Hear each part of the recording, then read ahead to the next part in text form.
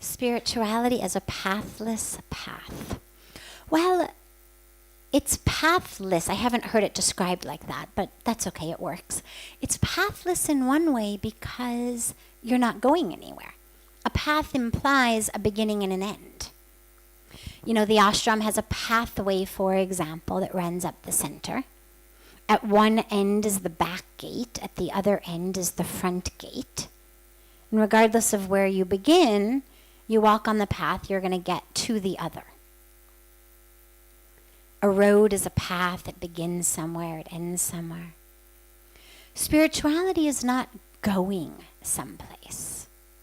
And so the concept of a path implies that I better get started, I better start putting one foot in front of the other and moving.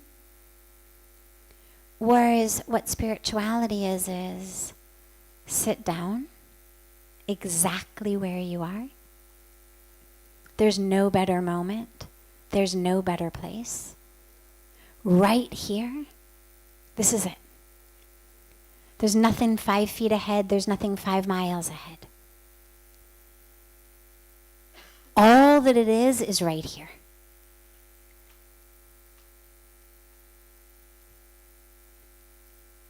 And so if you think about it as a state rather than a path, so it's a state of being, not a static state of being, because you have to keep doing it. It's a state of being that requires, at least in the beginning, almost constant recalibration. It's a balancing state of being because you're constantly being pulled out of it. The senses are pulling you. The world around you is pulling you. The mind is pulling you. And so you're constantly trying to stay in that state. But you're not going anywhere.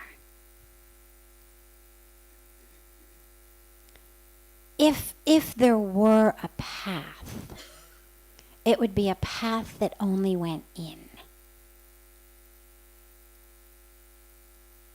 The only destination is in. But the dilemma with describing it like that is when you reach really the end of the in destination, you realize there's no distinction between in and out.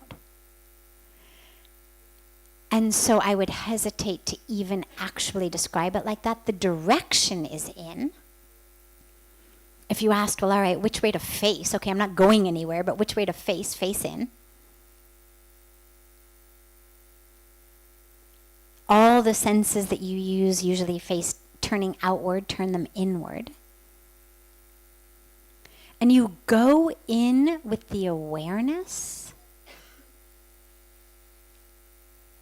because our awareness is usually focused out, it goes in. But what happens is you're not actually moving anywhere. It's just a state of being is blossoming and unfolding. It's like cloudy day. Can't see the sun at all, dark day. Suddenly, with the wind, the clouds start separating a little, like slowly they move and they move and they move and they move, and the sun is there more and more and more and more until the clouds are just on the periphery of your vision, and then there are no clouds. So you haven't gone anywhere. But the state of your existence has shifted due to your attention to it. It's as though if your attention were the wind that made those clouds separate.